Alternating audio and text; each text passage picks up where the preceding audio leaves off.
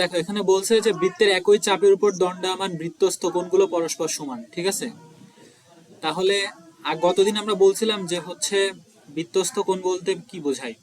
বৃত্তস্থ কোণ বলতে বোঝায় যে হচ্ছে সেটা একটা চাপের উপরে, বৃত্তের যে একটা ছোট অংশ চাপ, এই চাপের উপর দাঁড়াবে, আর কোণের মাথাটা হচ্ছে পরিধির অপর বিন্দুতে গিয়ে লেগে থাকবে, ঠিক আছে? এটা হচ্ছে বৃত্তস্থ কোণ। এখন বলছে যে বৃত্তের একটা চাপের উপরে অনেকগুলো বৃত্তস্থ কোণ দাঁড়ায় থাকতে পারে, যে এখানে একটা দাঁড়াইছে, আবার এখানে গিয়ে একটা দাঁড়াইছে। দেখো একই চাপের উপর দাঁড়ায় আছে না? জি। দেখো একই একই পরিমাণ একই চাপের উপর দাঁড়ায় আছে। তাহলে আমরা এই চাপের উপরে যতগুলো বৃত্তস্থ কোণ আঁকবো সবগুলোর পরিমাণ সমান হবে। যদি এভাবে আঁকি, এখানে আর একটা আঁকি, মনে করে এই যে এখানে, মানে এই সেম বিন্দুতে রেখে সেম চাপের উপর রেখে যতগুলো কোণ আঁকতে পারবো সবগুলোর পরিমাণ সমান হবে। যদি এটার মান 60 ডিগ্রি হয়, সবগুলোর মানই 60 ডিগ্রি হবে। তো এটা এখানে প্রমাণ করছে। তোমার তো উপপাদ্য মানে অ্যান্সার করার ইচ্ছা নাই, জাস্ট খালি এগুলো মনে রাখো। এবং এটা শুধু বুঝে আমি একবার বোঝাচ্ছি সেটা পড়লে হবে না, এগুলো বারবার রিডিং পড়তে হবে। আর একটা বলছে যে হচ্ছে অর্ধবৃত্তস্থ কোণ এক সমকোণ।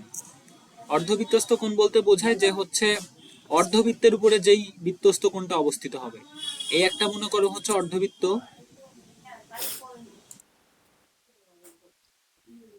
মনে করে একটা বৃত্ত এরকম, জায়গায় তো পাচ্ছি না।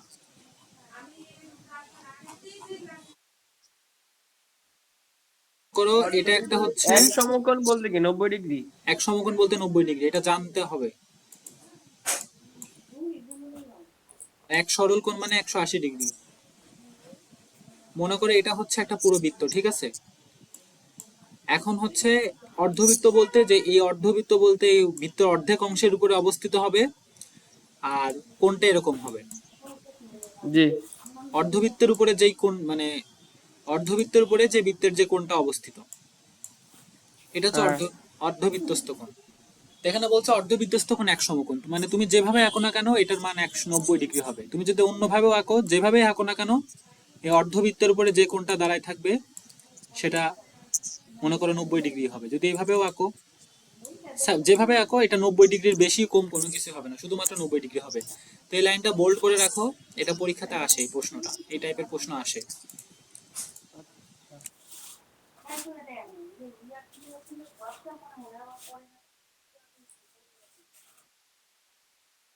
এখানে কিছু হচ্ছে দেওয়া আছে, অনুসিদ্ধান্ত দেওয়া আছে, এগুলো ইম্পর্টেন্ট।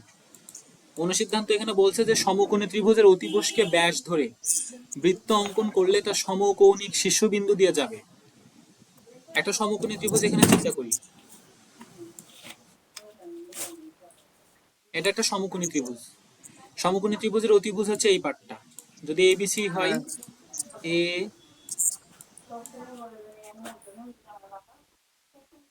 যদি এবিসি একটা সমকোণী ত্রিভুজ হয়, তাহলে এখানে এসি হচ্ছে সমকোণী ত্রিভুজের অতিভুজ।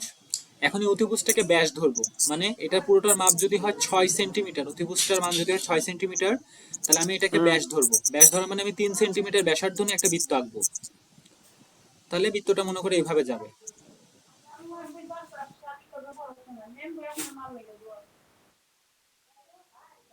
ব্যাসার্ধ নিয়ে না বলে কি?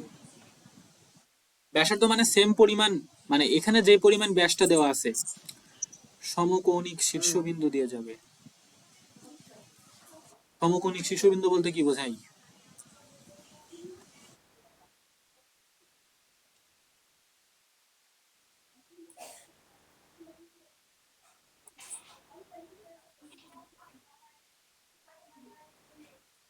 দেখো এখানে, দেখো এই ত্রিভুজটার এখানে এটা অতিভুজ না, এবি অতিভুজ না?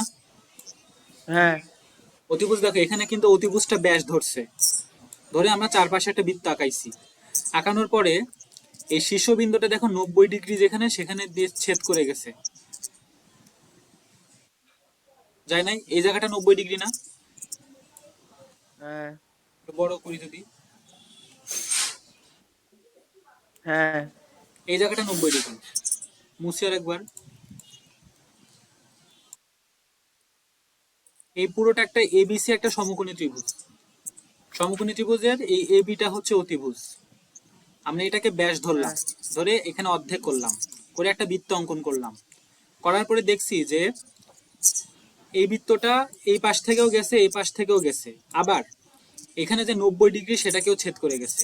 তার মানে দেখো তিনটা প্রান্তই কিন্তু আমার ত্রিভুজটার সাথে লেগে গেছে, মানে ত্রিভুজের তিনটা প্রান্তই কিন্তু বৃত্তের সাথে মিক্সড হয়ে গেছে।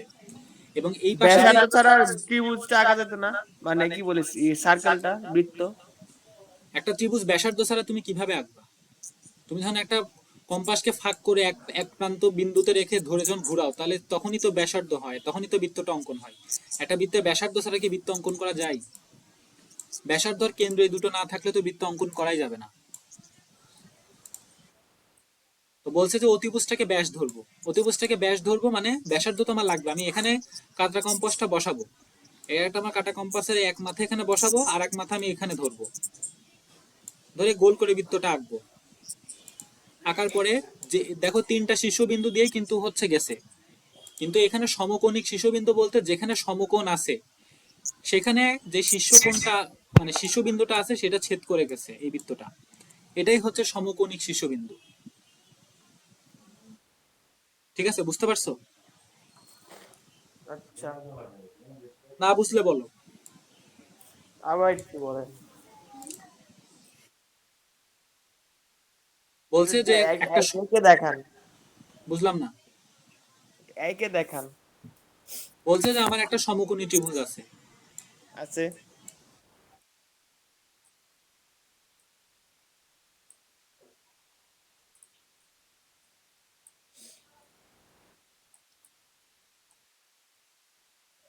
এই সমকোণী ত্রিভুজটার অতিভুজ এইটা। হ্যাঁ, এখন আমি অতিভুজটাকে ব্যাস ধরবো, ধরলাম। ব্যাস ধরবো, এবং আমার একটা বৃত্ত আঁকার জন্য ব্যাসার্ধ দরকার। তার মানে আমি ওই ব্যাসের মধ্যবিন্দু স্থানে আমার কাটা কম্পাসটা বসাবো। বসালে একটা বৃত্ত যখনই আঁকবো এই বৃত্তটাই তিনটা প্রান্তকে ছেদ করে যাবে। আমার বৃত্ত হাত দিয়ে আঁকাতে হাত বৃত্তের মতো হয় নাই, বাট এইভাবেই যাবে। গেলে এটা সমকৌণিক শীর্ষবিন্দু। সমকৌণিক শীর্ষবিন্দু মানে তিনটা শীর্ষবিন্দু তো আছেই, দুইটা শীর্ষবিন্দু তো আছেই, আর একটা শীর্ষবিন্দু যেটা সেটা সমকোণের সাথে লেগে থাকা শীর্ষবিন্দু, এই একটা শীর্ষবিন্দু। কিন্তু এই শীর্ষবিন্দুটা কোথায় আছে? যেখানে সমকোণ সেখানে আছে, এটাকেই বলে সমকৌণিক শীর্ষবিন্দু। মানে সমকৌণিক শীর্ষবিন্দুতে আমার বৃত্তটা যাবে, জাস্ট এটুকুই বলা হয়েছে। আচ্ছা,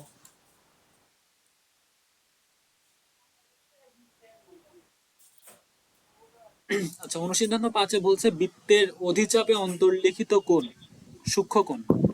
গতদিনকে অন্তর্লিখিত কোণটার কথাটা বলেছি।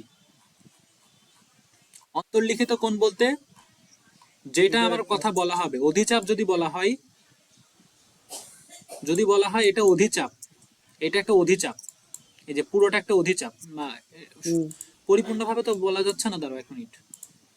মনে করো এইখানে আমি একটা চাপ আঁকলাম, তাহলে এখানে অধিচাপ কোনটা? অধিচাপ হচ্ছে এখান থেকে ঘুরে যে চাপটা পাচ্ছি সেটা হচ্ছে অধিচাপ।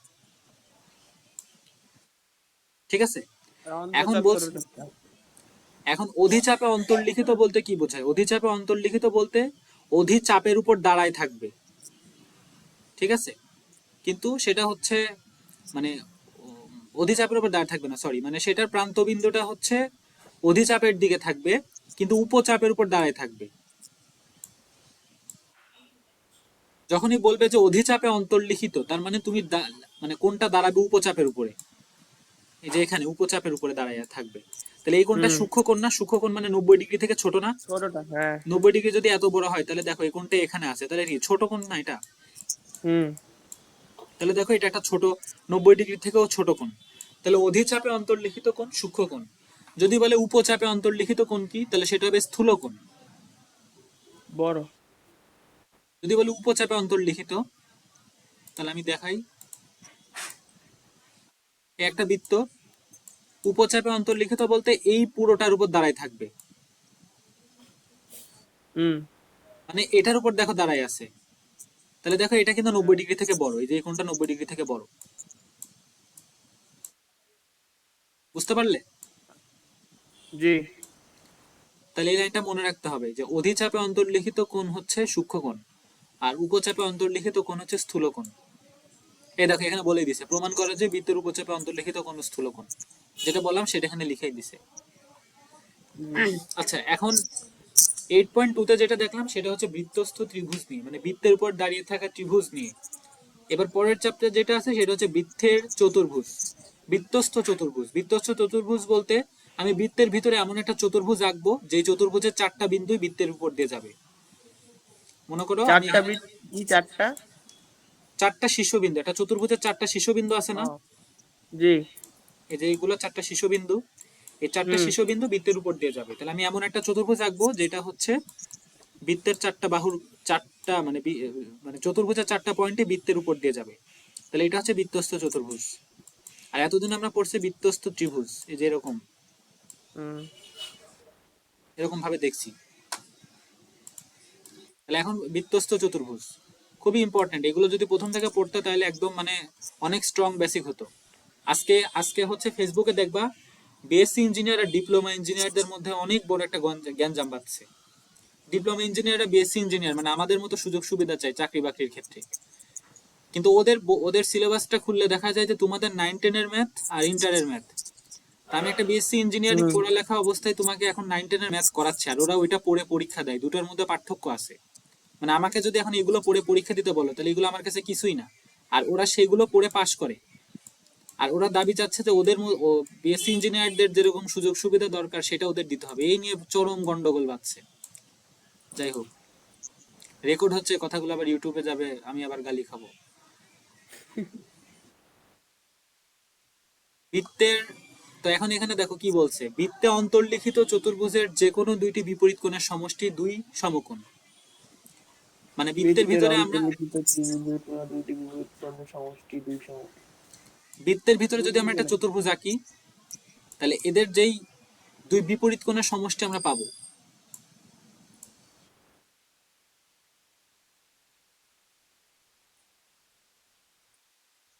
এখানে যদি দুইটা বিপরীত কোণ কথা বলতে বলা হয় তাহলে এখানে বিপরীত কোণ দেখায় কোনটা, এটা একটা বিপরীত কোণ, এটা একটা বিপরীত কোণ।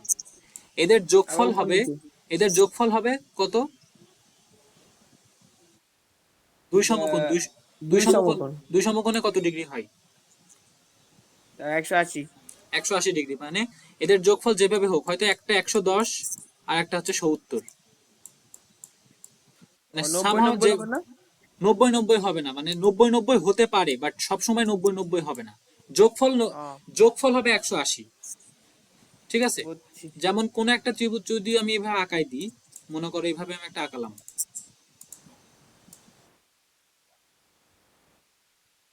যদি এইভাবে আঁকি তাহলে এটা দেখেই বোঝা যাবে যে 90-90 হবে। হুম কিন্তু আমি এরকম নাও আঁকতে পারি, আমি এরকম আঁকতে পারি।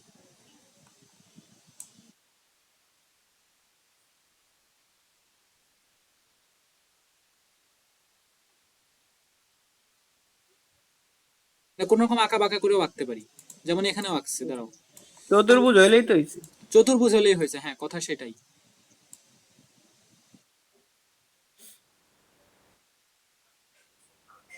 দেখো এভাবে যদি আঁকি সেটাও হবে হচ্ছে বৃত্তস্থ চতুর্ভুজ।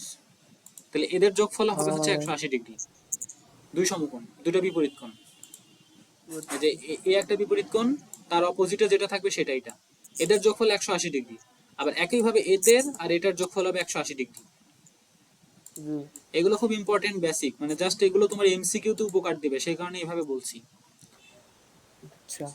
আচ্ছা, এখানে বলছে বৃত্তে অন্তর্লিখিত চতুর্ভুজের একটি বাহু বর্ধিত করলে যে বহিস্থ কোণ উৎপন্ন হয় তা বিপরীত অন্তস্থ কোণের সমান। বৃত্তে অন্তর্লিখিত একটা চতুর্ভুজ,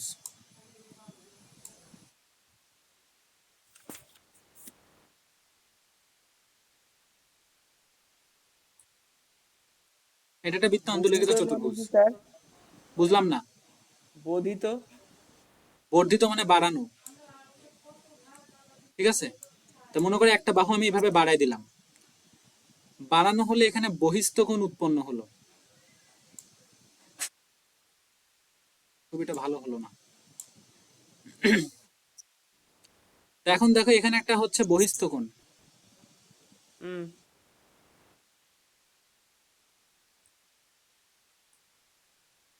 মনে করে যে এখানে বহিস্থ কোণ উৎপন্ন হয়েছে, বহিস্থ কোণ মানে বাইরের দিকের কোণ। হুম তো বাইরের দিকের কোণ উৎপন্ন যেটা হয়েছে সেটা বিপরীত অন্তস্থ, মানে বিপরীত অন্তস্থ মানে চতুর্ভুজের ভিতরের কোণ, মানে এই কোণের সমান হবে সেটা। ঠিক ও। আছে, আবার দেখাই, মনে করি একটা একটা বৃত্ত, হুম। বৃত্তের মধ্যে আমি একটা চতুর্ভুজ আঁকলাম।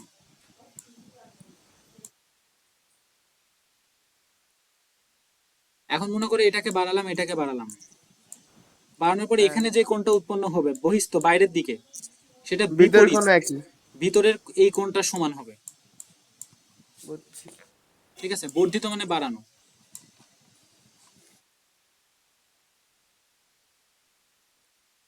পরেরটাতে যাই, বৃত্তের অন্তর্লিখিত সামান্তরিক একটা আয়তক্ষেত্র।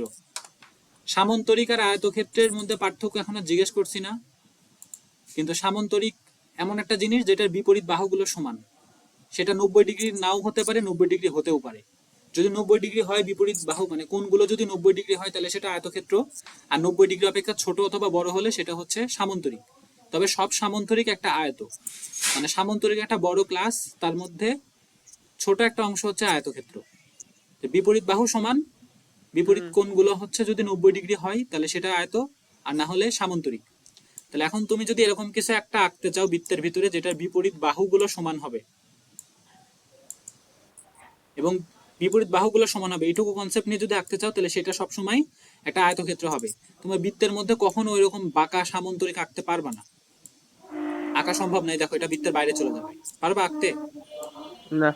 তাহলে বৃত্তে অন্তর্লিখিত হচ্ছে না। তাহলে বৃত্তের ভিতরে এরকম সামান্তরিক আঁকা যাবে না। যে সামান্তরিকটা আঁকা যাচ্ছে এটা এইটা, এটার নাম হচ্ছে আয়ত।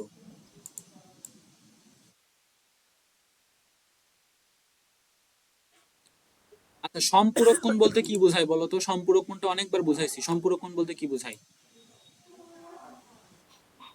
সম্পূরক কোণ হ্যাঁ, ওই যে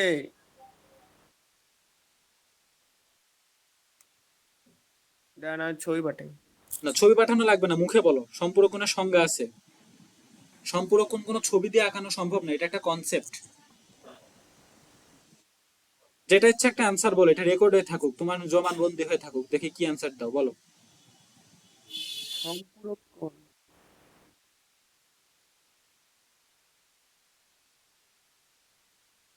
পুরো কোণ, সম্পূরক কোণ এগুলো কিন্তু পড়াইছি, অনেকবার বলছি। ভুলেই তো গেছি। ভুলে গেছো, এটা তোমার দোষ, এটা নোট করে রাখতে হবে। যে জিনিসটা মনে হবে ভুলে যাবে সেটা আমার মুখ থেকে বের হওয়ার পরে আমাকে বলতে হবে যে স্যার দাঁড়ান আমি একটু নোট করে নিই। বাট সেটা না করলে তো সমস্যা।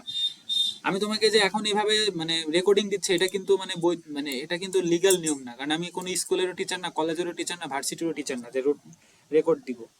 তোমার দায়িত্ব এটা যে এগুলো আমাকে আমি সংরক্ষণ করে রাখবো পরীক্ষার আগে যাতে সুবিধা হয়। সম্পূরক কোণ বলতে বোঝায় দুইটা কোণের যোগফল যদি 180 ডিগ্রি হয় তাহলে তাদের একটাকে অপরটা সম্পূরক কোণ বলে।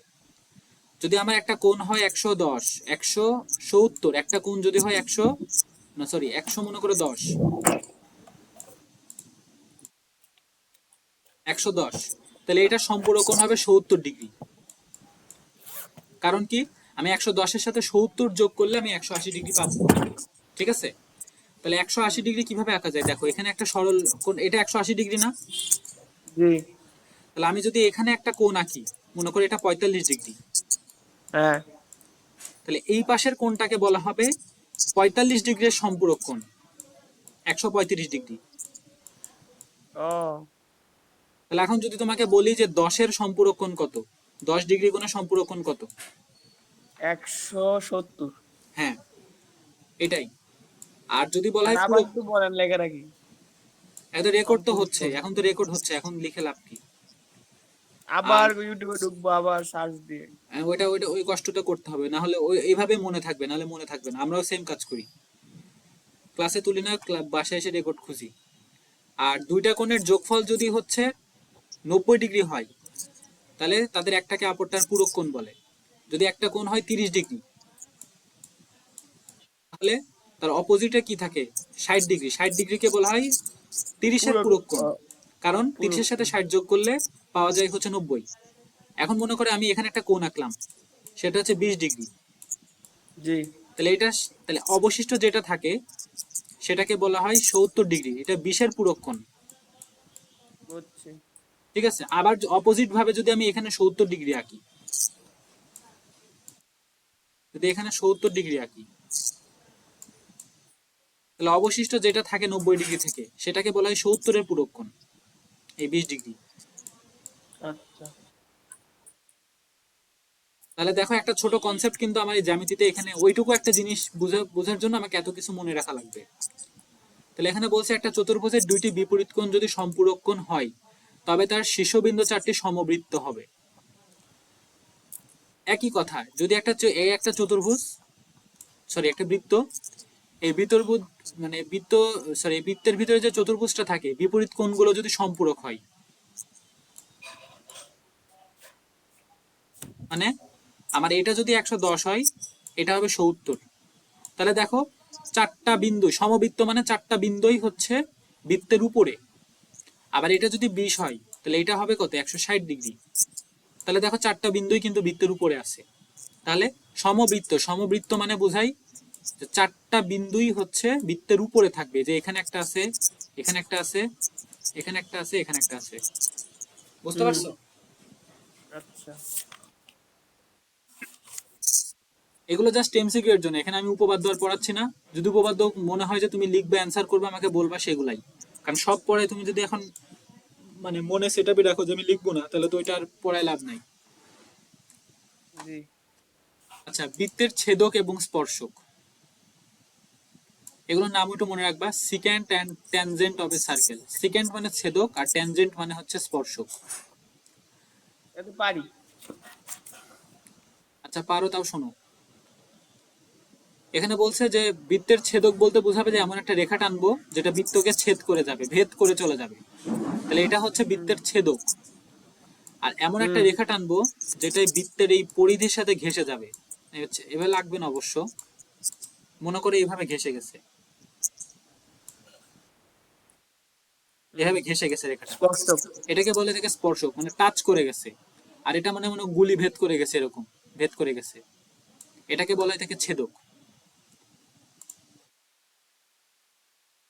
এখন দেখো এখানে কি বলছে, একটা ছেদক বৃত্তকে চলে গেছে। দুইটা বিন্দুতে ছেদ করতে পারে। এখানে টানলাম, দেখো এই একটা বিন্দুতে ছেদ করলো, একটা বিন্দুতে ছেদ করলো। ছেদক বৃত্তকে দুইটা বিন্দুতে ছেদ করে, ঠিক আছে। আর একটা স্পর্শক, একটা স্পর্শক দেখো এই বৃত্তটাকে একটা বিন্দুতে ছেদ করতে পারে। স্পর্শক কেমন ছেদ করে? এই যে একটা বিন্দুতে ঘষা খাইছে, এই যে একটা বিন্দু, এই যে এখানে আঁকছে দেখো। বইয়ের ছবিটা দেখানোই সব থেকে বেটার, কারণ আমার ছবি একটু ইয়ে হয়ে যাচ্ছে। এই দেখো একটা স্পর্শক, এই স্পর্শকটা একটা বিন্দুতে ছেদ করছে এখানে। একটা স্পর্শক ছেদক ছেদ করে কেমনে?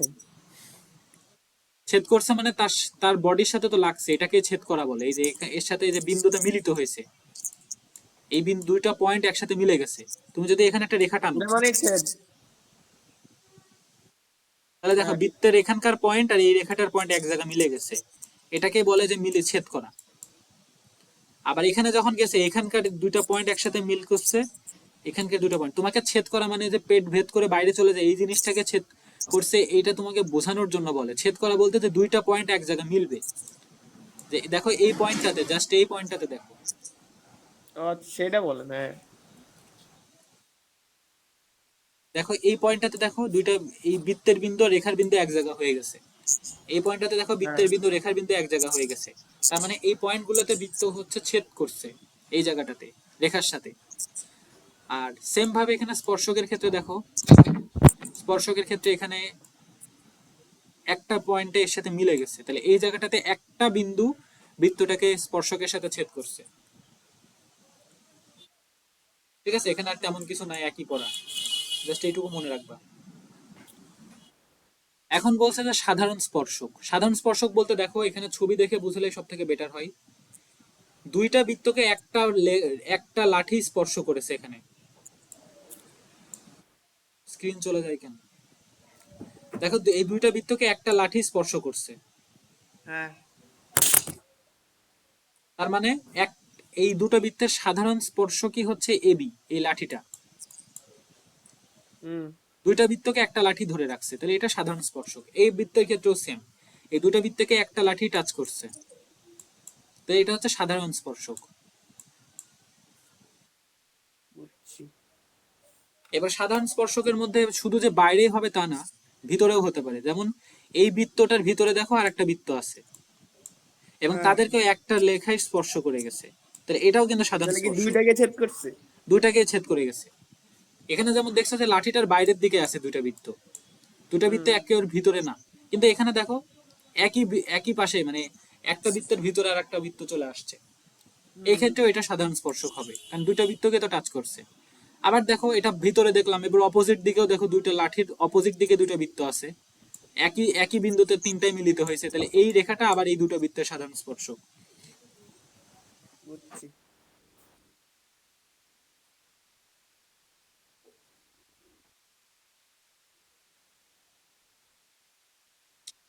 এখন দেখো পরেরটাতে বলছে যে হচ্ছে বৃত্তের যে কোনো বিন্দুতে অঙ্কিত স্পর্শক বিন্দুগামী, বৃত্তের যে কোনো বিন্দুতে অঙ্কিত স্পর্শক, এইটুকু একটা কথা, স্পর্শ বিন্দুগামী ব্যাসার্ধের উপর লম্ব, এটা আর একটা কথা। বৃত্তের একটা বিন্দুতে আমি এই স্পর্শকটা আঁকলাম, জি। এই স্পর্শকের স্পর্শ বিন্দুগামী ব্যাসার্ধ মানে যেই ব্যাসার্ধটা স্পর্শ বিন্দু দিয়ে গেছে, এই যে এইটা, তাহলে এটার উপরে এই ব্যাসার্ধটা এই স্পর্শকটা লম্ব না, লম্বালম্বি ভাবে আছে না। স্যার আবার একটু বলেন। বৃত্তের যে কোনো বিন্দুতে আমি একটা স্পর্শক আঁকবো, হুম।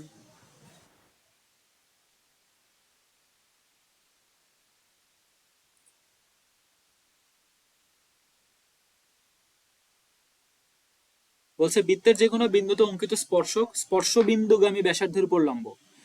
বৃত্তের এই পয়েন্টটাতে আমি একটা স্পর্শক আঁকবো, এটা হচ্ছে হুম। স্পর্শক। তাহলে দেখো এখানে তো অনেকগুলো ব্যাসার্ধ আছে, লাখ লাখ ব্যাসার্ধ আছে, হুম। এটা হচ্ছে কেন্দ্র। তাহলে এই স্পর্শ বিন্দু দিয়ে যে ব্যাসার্ধটা যাবে, মানে এই ব্যাসার্ধটা গেছে, জি। এই ব্যাসার্ধটাকে এই ব্যাসার্ধটা এই স্পর্শকের উপর লম্ব আঁকা ভাবে আছে না, 90 ডিগ্রি হয়ে আছে না। হ্যাঁ, হ্যাঁ, হ্যাঁ, হ্যাঁ। এটাই বলছে যে আচ্ছা। বৃত্তের যে কোনো বিন্দুতে অঙ্কিত স্পর্শক, এই বিন্দুটাতে অঙ্কিত স্পর্শকটা এই বিন্দুর উপরে যে বৃত্ত, মানে ব্যাসার্ধটা থাকবে সেটার উপর লম্ব, লম্ব ভাবে আছে। আচ্ছা। আচ্ছা, আর একটা কথা বলছে বৃত্তের যে কোনো বিন্দুতে একটি মাত্র স্পর্শক অঙ্কন করা যায়। আমরা এখানে যে স্পর্শকগুলো আসছে সেটা কিন্তু একটা বিন্দুতে ছেদ করছে। তাহলে আমরা যদি বলি যে বৃত্তের যে কোনো বিন্দুতে কয়টা স্পর্শক আঁকা যায়,